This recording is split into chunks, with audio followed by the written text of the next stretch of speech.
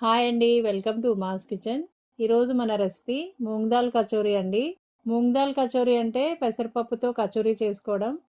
కచోరీలు అంటే పిల్లలు కూడా చాలా ఇష్టంగా తింటారండి. మనం బయట కొనుక్కునే కంటే ఇంట్లోనే ఈజీగా తయారు చేసుకోవచ్చు.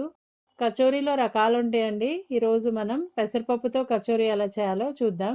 నేను ఒక హాఫ్ కప్పు పెసరపప్పు తీసుకున్నాను అండి. దాన్ని 2-3 సార్లు శుభ్రంగా కడుక్కొని నానబెట్టుకోవాలి. అట్లీస్ట్ 2 గంటలైనా నానబెట్టుకోవాలండి.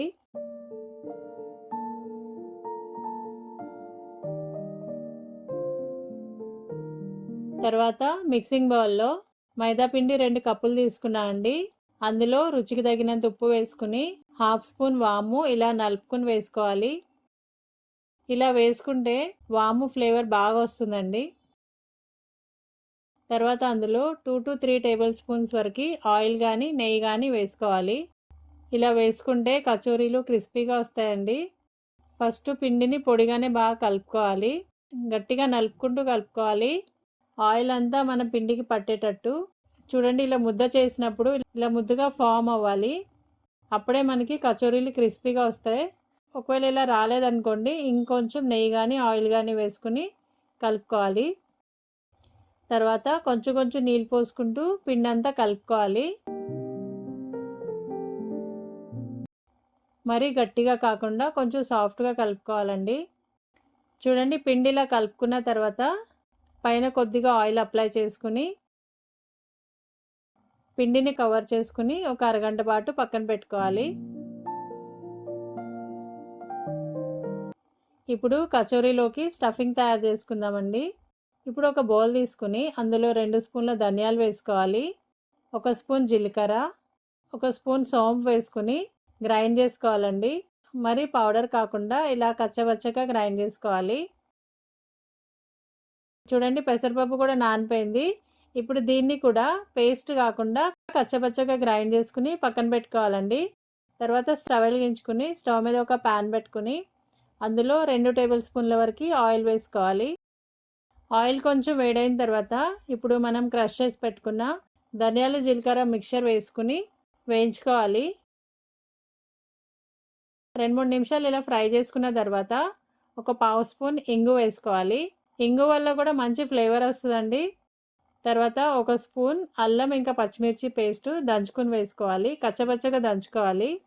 వీటినన్నిటిని కొంచెం ఫ్రై చేసుకోవాలి. ఒక 2 నిమిషాల వరకు ఫ్రై చేసుకున్న తర్వాత హాఫ్ కప్పు శనగపిండి వేసుకుని శనగపిండిని కూడా వీటితో పాటు ఫ్రై చేసుకోవాలి. శనగపిండి కూడా ఫ్రై అయిపోయిన తర్వాత మనం గ్రైండ్ చేసి పెట్టుకున్న పెసరపప్పు కూడా వేసుకుని ఫ్రై చేసుకోవాలండి. ఫ్లేమ్ని లో పెట్టుకుని ఫ్రై చేసుకోవాలండి. అప్పుడు కరెక్ట్గా ఫ్రై అవుతుంది. ఇది కొంచెం ఫ్రై అయిన తర్వాత అందులో 1 స్పూన్ కారం, హాఫ్ స్పూన్ పసుపు, హాఫ్ స్పూన్ ఆమ్చూర్ పౌడర్, రుచికి తగినంత ఉప్పు వేసుకుని అంతా ఒకసారి కలుపుకోవాలండి. ఇలా మ్యాష్ చేసుకుంటూ కలుపుకుంటూ ఫ్రై చేసుకోవాలండి. ఇది మొత్తం పొడి పొడిగా అయిపోవాలండి. అప్పటి వరకు ఫ్రై చేసుకోవాలి. లాస్ట్లో 1 స్పూన్ షుగర్ కూడా వేసుకుని 2-3 నిమిషాలు ఫ్రై చేసుకోవాలి. షుగర్ మొత్తం మెల్ట్ అయిపోయిన తర్వాత స్టవ్ ఆఫ్ చేసుకుని పక్కన పెట్టుకోవాలండి. చూడండి, పిండి కూడా కొంచెం మెత్తబడిందండి. ఇప్పుడు మళ్ళీ ఒక 2-3 నిమిషాలు మళ్ళీ ఒకసారి కలుపుకోవాలి. మళ్ళీ ఒకసారి కలుపుకుని చిన్న చిన్న ఉండలుగా చేసుకోవాలి. చూడండి, ఈ సైజ్ చేసుకోవాలి. ఇలా అన్ని ఉండలు చేసుకుని పక్కన పెట్టుకోవాలి. ఇప్పుడు ఒక బౌల్ తీసుకుని చిన్నగా పూరీలాగా ఇలా రోల్ చేసుకోవాలండి. మరి పల్లసగా కాకుండా ఇలా కొంచెం మందంగానే రోల్ చేసుకోవాలి.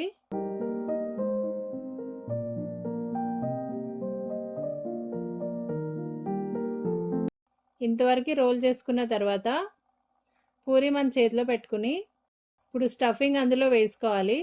అందులో పట్టినంతే స్టఫింగ్ వేసుకోండి. 1-1.5 స్పూన్ వరకు సరిపోతుంది. ఇప్పుడు దీన్ని ఇలా ప్రెస్ చేసుకుంటూ ఎక్స్ట్రా పిండి తీసేయాలండి.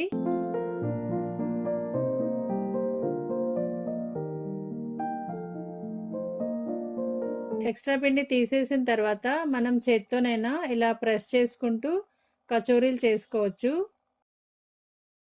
లేకపోతే చపాతీ కర్రతో అయినా ఇలా రోల్ చేసుకుంటూ చేసుకోవచ్చు.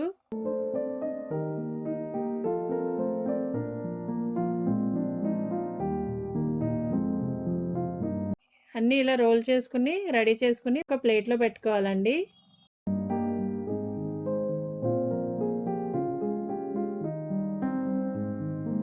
ఇప్పుడు స్టవ్ మీద డీప్ ఫ్రైకి సరిపడ్డ ఆయిల్ పెట్టుకోవాలి. ఆయిల్ బాగా వేడిగా ఉండకూడదండి. ఆయిల్ ఎక్కువ హీట్ ఉంటే కచోరీలు పైన కలర్ చేంజ్ అయిపోతాయి. లోపల ఉడకవు. అందుకని ఆయిల్ తక్కువ హీటే ఉండాలి. ఇలా ఒక్కొక్క కచోరీ వేసుకుని వేయించుకోవాలి. ఫ్లేమ్‌ని మీడియంలో పెట్టుకుని మెల్లగా వేయించుకోవాలండి. చూడండి ఇలా మెల్లమెల్లగా ఇలా కదుపుకుంటూ టచ్ చేసుకుంటూ చేస్తే అవి ఉబ్బుతా ఉంటాయండి పూరీలాగా.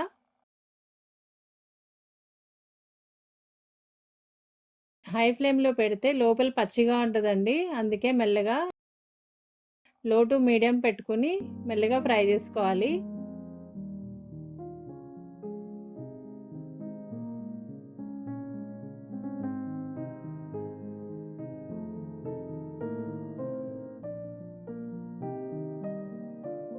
ఇలా 2 సైడ్‌లు టర్న్ చేసుకుంటూ ఫ్రై చేసుకోవాలండి.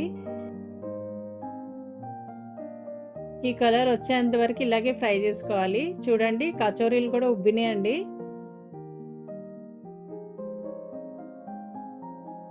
సెకండ్ ట్రిప్ కచోరీలు వేసుకునేటప్పుడు కూడా ఆయిల్ బాగా హీట్ ఉండొద్దండి. కొంచెం తక్కువే ఉండాలి. అప్పుడు కరెక్ట్‌గా మనకి కచోరీలు ఉబ్బుతాయి.